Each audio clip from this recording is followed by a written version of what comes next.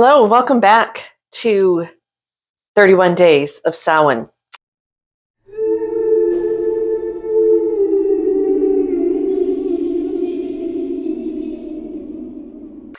And today's project is a little sewing project that is something I've been wanting to do for a minute. So what I'm going to do, you know me at all, you know I drink a lot of tea. Tea is my caffeine of choice, my hot beverage of choice. I'm not really a coffee drinker at all. And I have a variety of teapots, but this little teapot is usually my go-to teapot. It's my everyday teapot. And it's in the wash. That has a little strainer basket in it. Fill it with hot water. But as the weather cools off, I drink more tea. As the weather really cools off, my house gets colder and colder, and it's harder to keep my tea hot in the pot until I'm ready to drink the whole thing. So today I'm going to make a tea cozy. I cannot believe I've gone all these years without making a tea cozy, but here we go. I did have a tea cozy for a while that was a gift from a friend. I don't know what happened to that. It didn't make a move at some point, but it was a big one for a big pot. And I'm going to make one of those later too. But to start with, I want to make just a real simple tea cozy to keep my tea in this pot warm. So what I am going to do is just draft a really basic pattern, and let me show you the materials that I'm going to use to make this tea cozy. I have some of this kind of insulated batting. So it has a metallic membrane layer in between two layers of polyester batting kind of thing. And this works great. I have this because it's great for making pot holders and things like that, to make them heat reflective and heat protected. But it's also going to be really good for keeping the heat in my little teapot. Now, if I didn't have this, I wouldn't go out and buy this just for this project. Well, I try not to go out and buy anything new for any new projects lately because I have so much stuff. But any batting would work. A wool batting would be really nice. And a word of caution with this type of batting: do not put your teapot with your tea cozy, if you've got using this kind of batting, in your microwave, because it is metallic. It could spark and cause a fire. So any kind of batting will work. Even wool felt will work. Acrylic felt will probably work just fine too. But I'm using this because I have it, and because its purpose is for this type of thing, to keep heat in or keep heat out, and we want to keep our tea hot. And then I just went into my old bins of quilting fabric and found some random old quilt fabric that I had that I thought would make a cute tea cozy. And it's just super cute. And I have a couple different colorways of it. I think for this one, I'm going to use this. It's kind of a weird green color, but it has these cute little children playing Ring Around the Rosie, reading a book, hula hooping, and these fall trees. And then this one has little turtles on it, which is cute. But in the turquoise, it has all these different trees, which are kind of autumnal trees. So I think I'm going to use these two for this project. You'll want a cotton fabric for the exterior and a cotton fabric for the lining. So you could just use a plain muslin or, plain fabric, something, an old pillowcase or something for your lining fabric. And a print, something fun for the exterior. But the first thing I need to do is draft a basic pattern. And for this one, it's going to be a really simple design. So I need to know how big around. I'm just going to have basically a little fabric dome that sits over my teapot. And that's it, with a little something on top to pick it up. I think I have some buttons. And then I just take it off, pour my tea, put it back on, holds the heat in. That's how simple this one is going to be. So I want to know how big around it has to be. And I'm going to include the handle because the handle is going to be inside the, under the dome, as we say. So I'm trying to put this in place. And it just doesn't want to stay up on that handle for some, you know what? Let's do it this way then. Around the widest part of the pot here. And it's about 17 inches around. So I want to add, so I'm going to, let's do math here. I don't like doing math. Half of 17 is 8.5. So I'm just going to draw it right on here. So we have a my pen's not working. 17-inch diameter. Plus we're going to want to make it a little bit, we don't want to have to, really fit it. So let's make it 18 going to give me enough wiggle room? Probably. So I'm going to make that 18. And then because my pattern is going to have two sides with a seam, I'm going to divide that in half. So 9. So a 9-inch here to here plus seam allowances. So I'm going to add 1 inch for seam allowances. So that is 10 inches at the widest point. And since I am going to cut this on the fold, I can divide that 10 in half to 5. Sorry if if I'm mathing.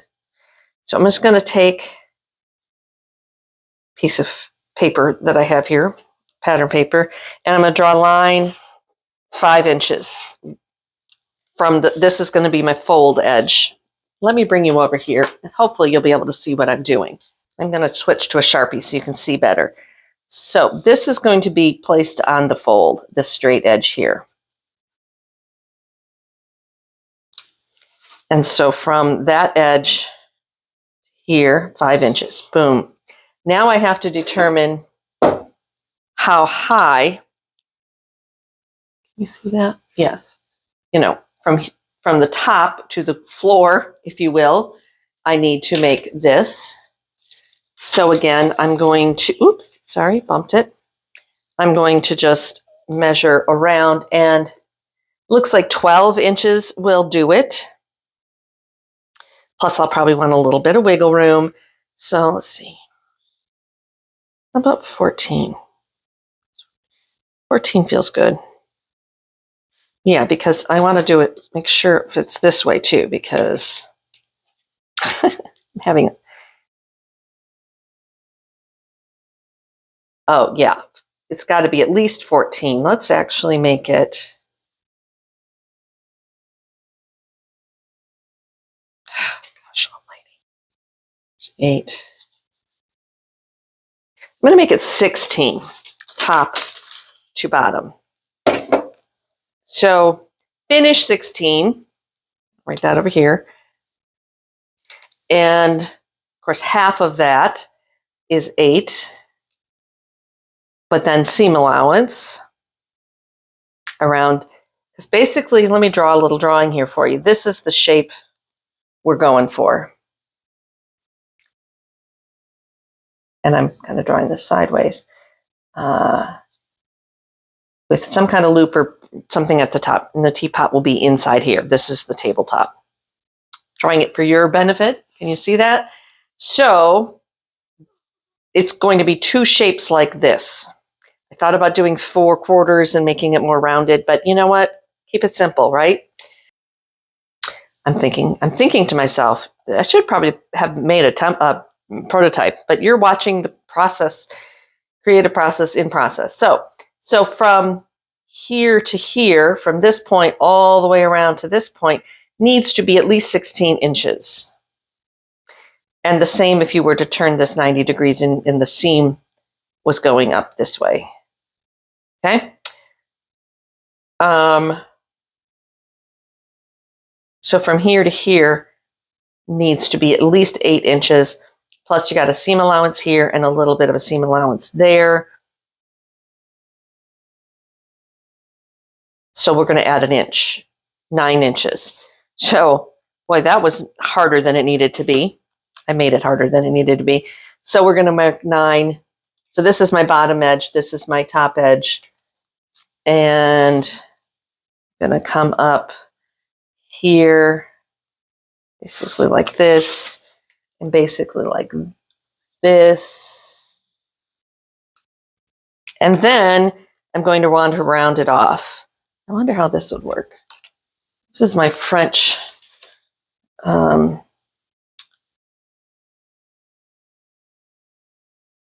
curve.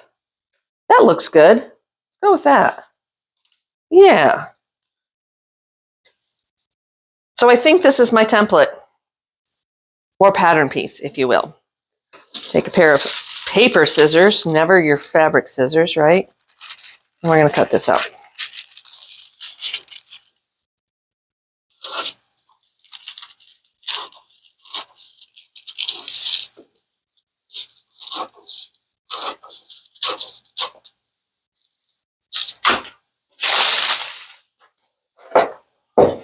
So, in theory, oh yeah, that's going to be plenty tall. I don't know if y'all can hear that, but it's like raining real hard. And we've needed this rain real bad. All right, so this is my template. I'm going to cut some fabric pieces and some batting pieces. And then we'll come back to show you what we have. So here we are with all the fabric cut, the pieces cut. I have two pieces of the lining fabric, 2 pieces of the exterior fabric, and 2 pieces of the batting. And you'll notice that I did take the time to try, at least on the one side, to kind of fussy cut, so I had the kids ring around the rosying on centered. And then this one, they're up here because I wanted this little girl. I really wanted the little girl reading a book, but I didn't want to waste that much fabric to cut out of the middle, and I didn't have her located in a place that I could get her convenient. So the next step. The next step is to take my exterior fabric. Oh, also, because of things and stuff and things, these don't line up exact, but I'll trim them off. All right, so I am going to back the exterior pieces with the batting. And then I will trim this off and even it all up after I get it sewn together. I'm going to just quickly, simply, at about a 1/4 inch all the way around, sew these together, all the way around, just like that. Easy peasy. Just to kind of, then I'm going to use each of these 2 pieces as if they were one with the batting. I hope that makes sense. Then what I'm going to do with the lining pieces, either put them right sides together and sew this curved line all the way around, 1/2 inch seam allowance. Because remember, we added an inch for seam allowance. It's 1/2 inch, all the way around. And then we'll come back and I will show you what we'll do next.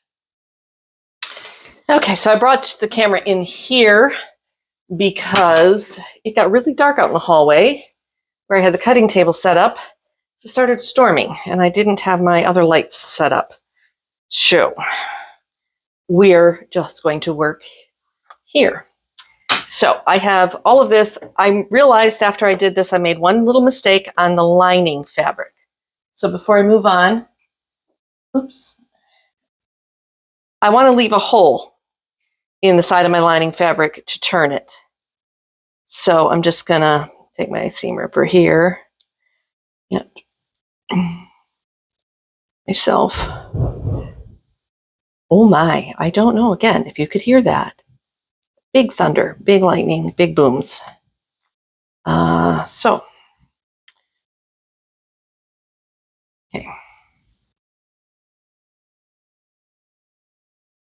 And Cass is coming in because he's worried about the big booms. Okay. Now I have that opening in the lining. I also want to trim my seam allowances a little bit. Oh, I know what project I should have done before I did this project.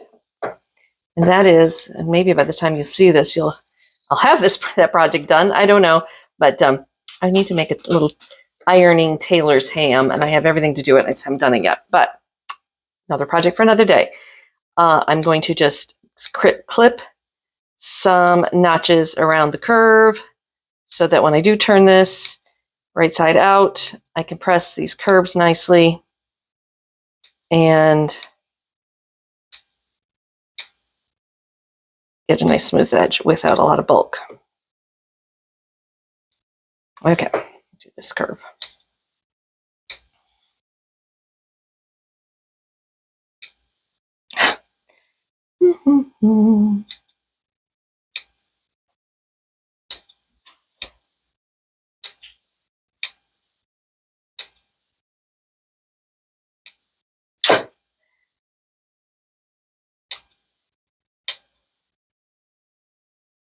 That might be overkill on the notches, but you know, and it's the inside of a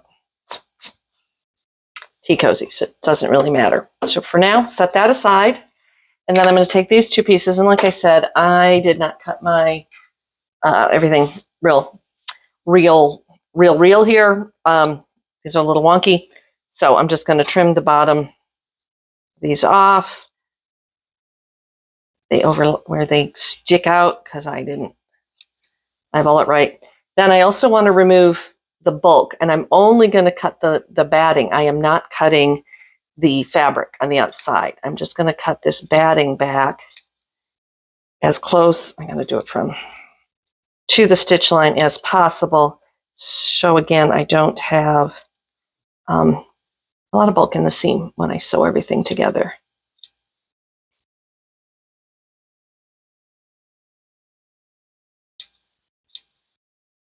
And you know, it's one of those things that's easier to do when you know no one's watching, i.e. you're not being filmed, but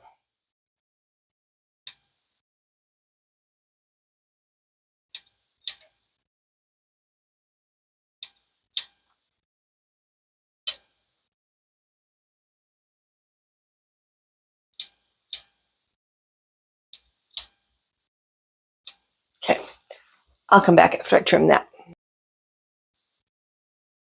All right, so here we go. I have trimmed the excess batting away from the edges there, and now I'm going to place these two pieces also right sides together. A couple pins. Everything from shifting around.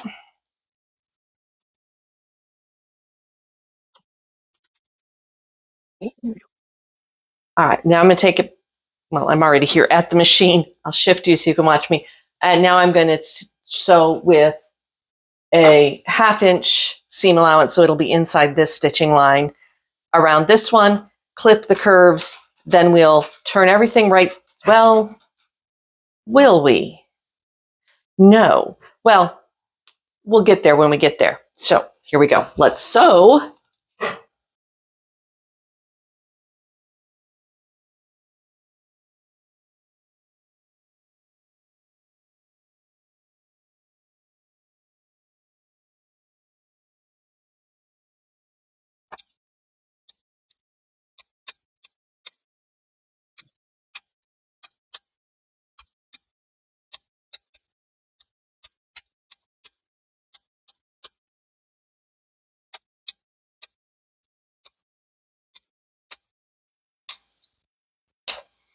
Okay, here we go. I'm going to take these over to the ironing board, and I am going to press these seams open.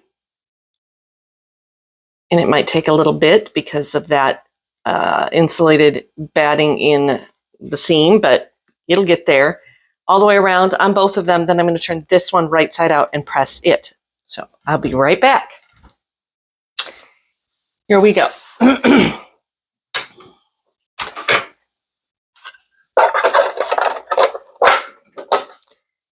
So here is the exterior, still inside out. Here is the lining, and it's been pressed and turned right side out. Now I'm going to stick it inside here, right sides together, matching up these side seams. And again, I can pin a little bit.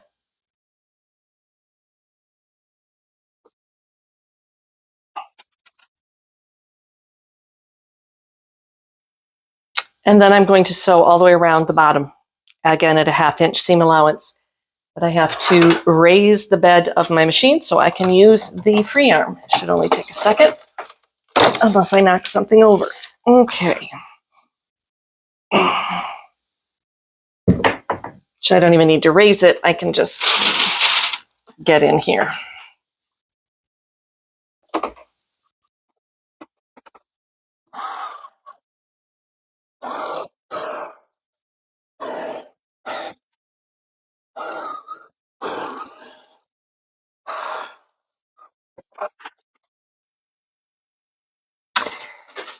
So then again, before I turn this right side out, which I will do through the little hole that I left in the lining piece, I am going to trim off.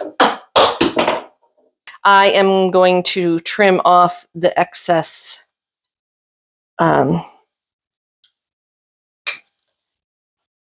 batting down here. Just the batting, just so it's a little not as thick of a seam down there.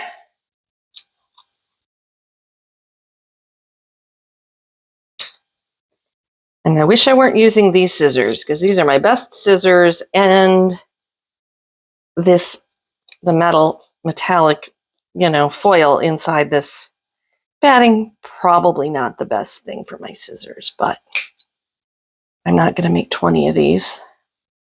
So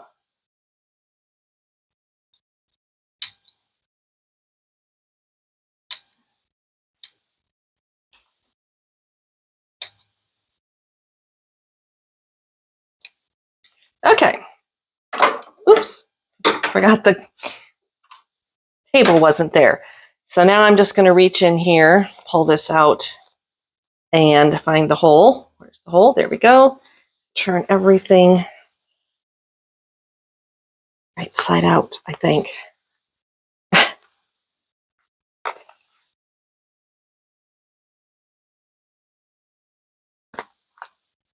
Come on.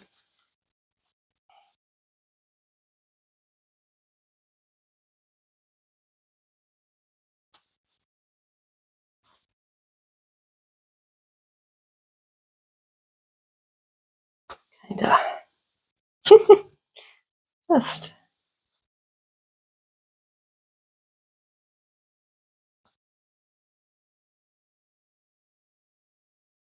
I'm going to take my hand inside here and push these edges out.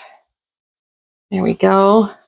And push this, well, what I would do first, actually, if you want to be fancy and I think anybody's going to see, you could needle and thread and slip stitch that hole shut. But I am going to use my machine. I'm just going to sew real close to that edge. Call it good.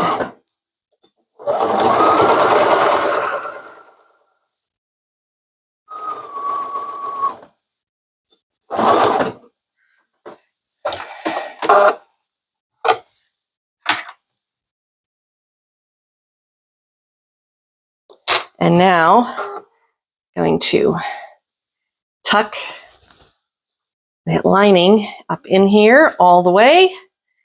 And I'm going to take it back over the ironing board and press this edge so that I make sure that the lining is, rolled to the inside nicely.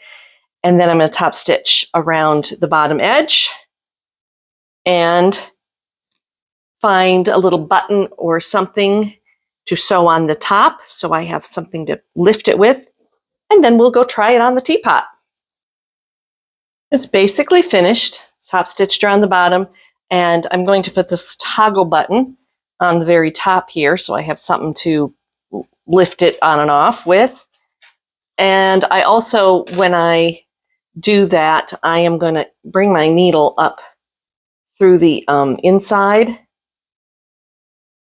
so that, and then I'm going to try to catch a couple times just up and down. I'm kind of feeling around in here with my fingers.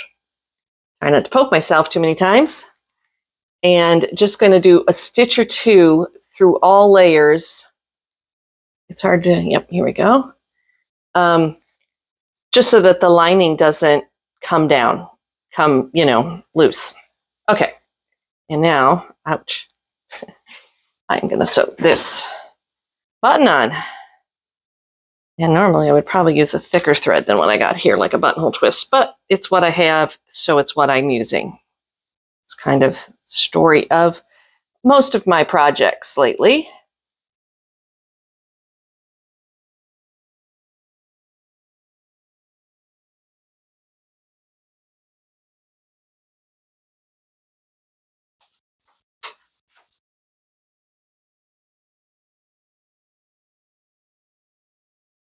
This isn't like a button that's going to get a whole lot of wear and tear like if it was a coat button, but so it doesn't need to be sewn on super thick, but you know how it is.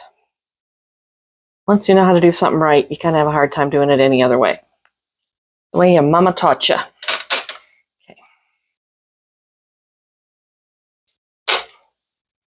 Okay, let's go get that teapot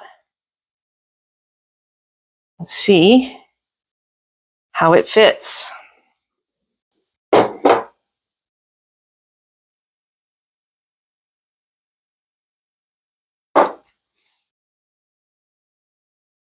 Perfect. And we have our little children playing. Super cute. I'm going to confess it might be a little bit snug. So good thing I'm just using up scraps of fabric and nothing too fancy, but it'll do the job.